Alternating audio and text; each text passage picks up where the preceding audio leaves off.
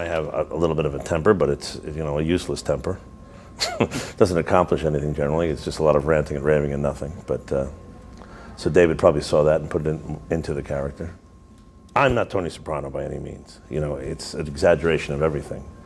But there are seeds there, which David saw. Yeah, I think so. After 4 or 5 years, there are seeds. One reason people, are good at certain characters after a long time is because the writers see stuff and they put it in, and it makes life easier for you. You're a writer. You can write something, and you'll realize, and you'll say, you'll realize that it really wasn't you.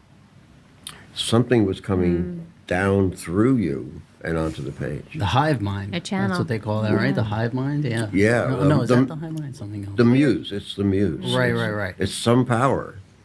And I think we all on that show got hit with it. You're so right. This is better than a movie. This is a movie that's forever. Because they made a character. It used to be the rule was the character has to be somebody you like, who you want to bring in your living room every week. That was the rule. And when you went to pitch a show and your character wasn't quote-unquote likable, people were like, nah, it's not going to work. Along comes Tony Soprano. Doing Tony Soprano just fucking synced. Whatever it was, his look...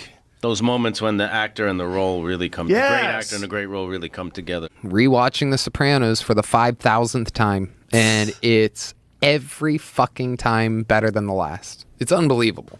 I've been thinking a lot about David Chase's new documentary where he talks about how it came to be. It always starts with a little idea that you think never work, right? For David, it was his mother. People around him were like, listen, you've done all this other TV work. Why don't you do a show based kind of around your mother and how you interact with your mother?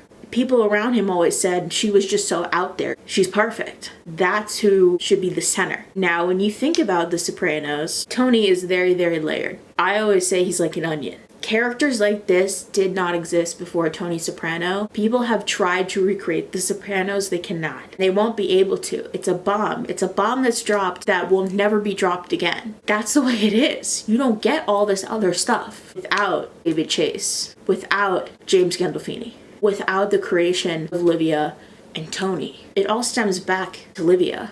A lot of Tony's issues. It was the 25-year anniversary the other day, and I just thought, whoa.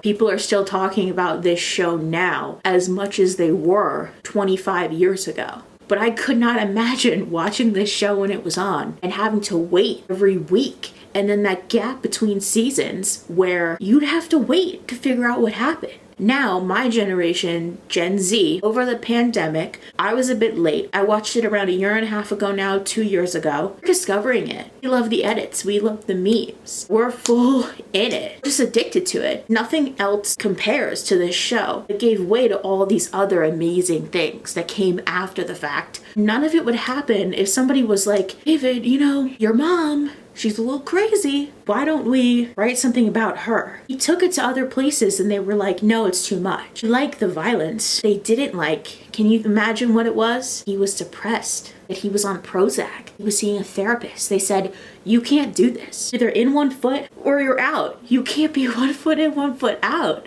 But David was like, no, I want to show that he's a mob boss, but he's also human. No other space was showing that. You had previous mob movies were never shown human aspect. And when you were able to cut it down and see it in these hour little movies, that was the first of its kind. That's why it's life-changing. We're gonna discuss The Sopranos today. It's a cliche thing to say looking back on a momentous event that no one knew the impact it would have. But when talking about The Sopranos, cliche isn't true at all. Impact of a mob boss, Tony Soprano, walking into Dr. Melfi's office landed with the force of an atomic bomb. What did I say? By the end of the pilot, television would never be the same again. No one knew, no one could have predicted is that 20 years later, the series that coined the term pristine television and introduced the world to a new type of anti-hero would be more popular than ever before. From the iconic opening shots of the New Jersey set to Woke Up This Morning to the infamous final shot of the series, The Sopranos is quintessential mafia series, a perfect crime series, and one of the best character-driven dramas ever put to film.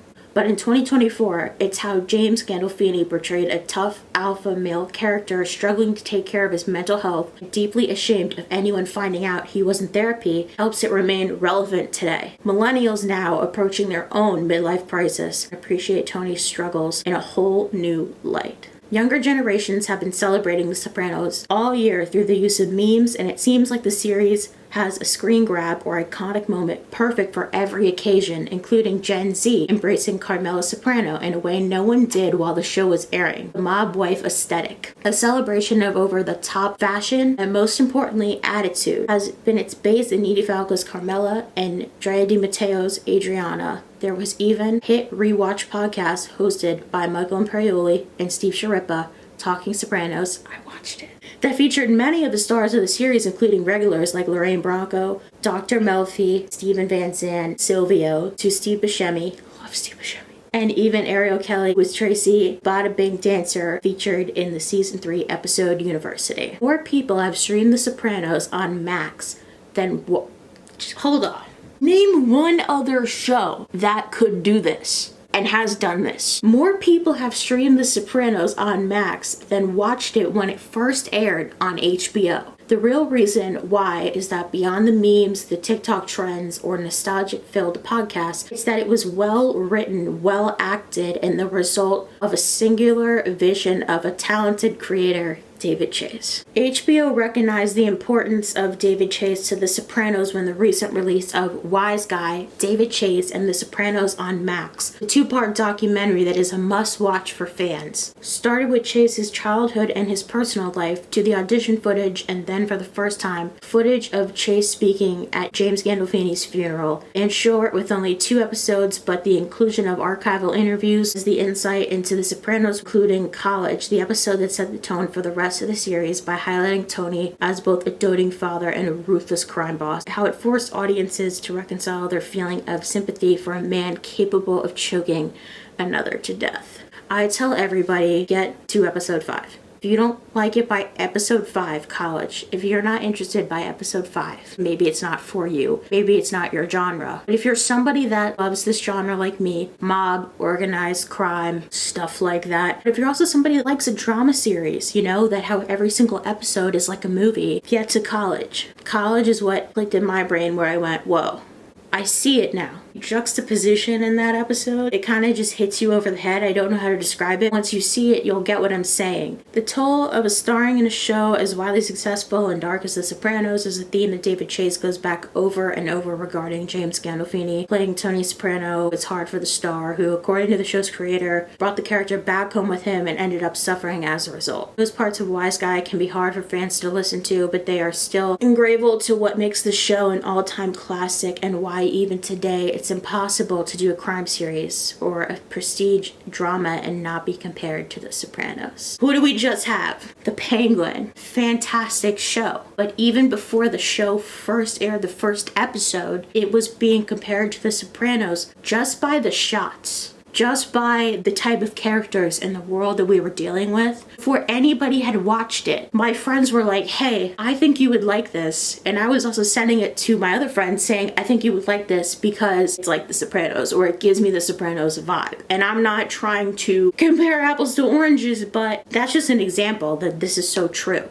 and relevant. Without The Sopranos, there would have never been Breaking Bad, Mad Men creator Mark Weiner worked under David Chase. Dark dramas focus on anti-heroes including The Shield, Rescue Me, House of Cards, and Sons of Anarchy that never would have been greenlit before the explosive popularity of Tony Soprano. Years after it came to a shocking end, the influence was felt in HBO's own Boardwalk Empire. Love that show. A decade after the finale, it echoed through Peaky Blinders. Love.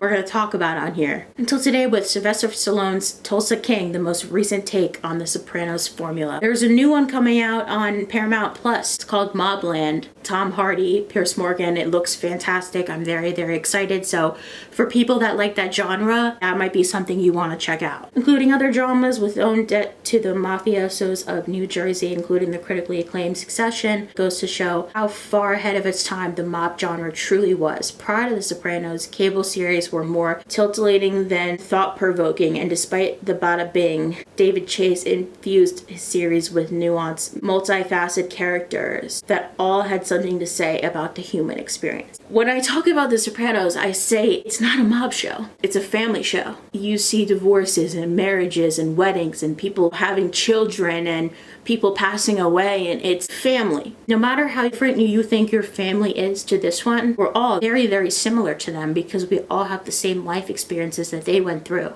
Their job is their job, but when they came home, it was family. Trials and tribulation of family you didn't see on TV before this. It's that high level of highbrow writing and Shakespearean themes set against the blue-collar neighborhoods of New Jersey. The appeal of the mafia that has made The Sopranos a bigger hit in 2024 than it was in 1999.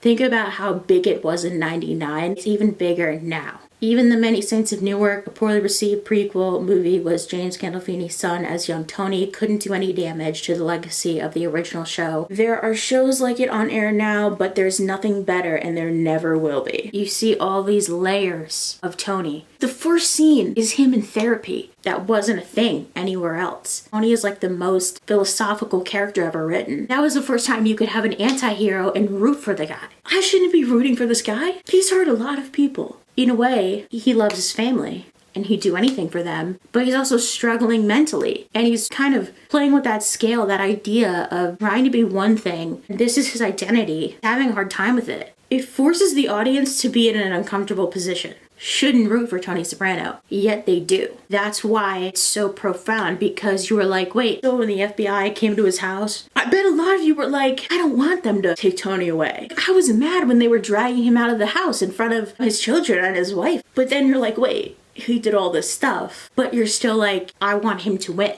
Him and Meadow's relationship reminded me a lot about me and my father. Not even going into it thinking that would be a thing. I'm also half Sicilian, and I just related being from New York. A lot of the stuff with the family I had done. Olivia reminded me a lot of my grandmother, who passed away a couple of years ago now. Tony reminded me of my father, and their relationship is so touch and go. He's searching for her approval so hard. That's all he cares about, but yet he has to act like he doesn't care about it. He loves her, but he drives her nuts. There's those scenes with them that are just so profound because there's so many multiple things going on at the same time. The audience has to digest. You have to figure out what you just watched, basically. You kind of have to decode. David Chase, he's very like, it could be this, but it could be that. That interpretation keeps you engaged, and you're like, I need to see the next one, and the next one, and the next one, and the next one. People in my family that don't really like violent shows loved The Sopranos.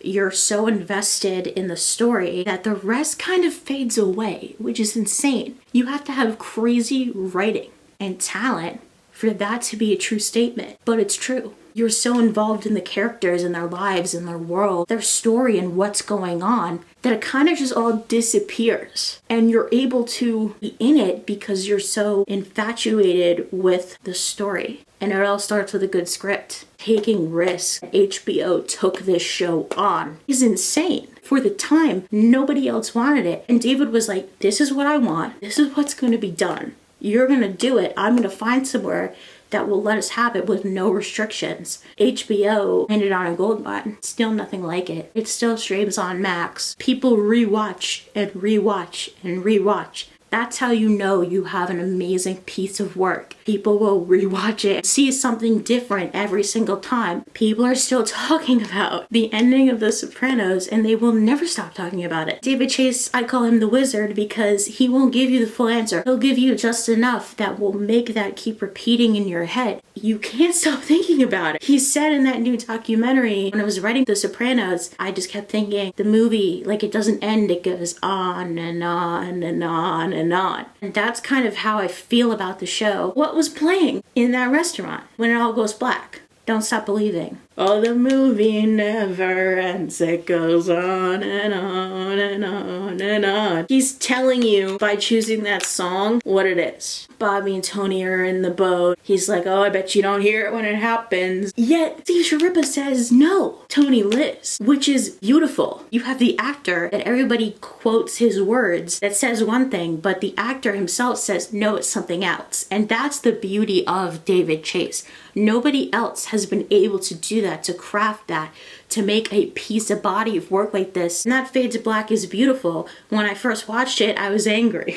Does Tony live? Does Tony die? Sometimes we don't have to know because it's just continual. David Chase knew what he was doing. I always compare him to The Wizard of Oz, Behind the Curtain. That's David Chase. That's why people are still talking about The Sopranos 25 years later. They're still watching and rewatching and rewatching. But it's something you really need to sit with to realize the impact. I'm still thinking about this show. I don't think I ever will not think about it. Nothing compares. I think it's the best show of all time. I don't think anything will ever top it. I hope you guys enjoyed this video. If you want the audio version, it's under Live Combos on Apple Podcasts and Spotify. Follow me on Instagram. Follow me on TikTok. Subscribe to this channel. Like the video if you could. Leave a comment. Turn on post notifications so you never miss when I post a new video. Someday soon, you're gonna have families of your own.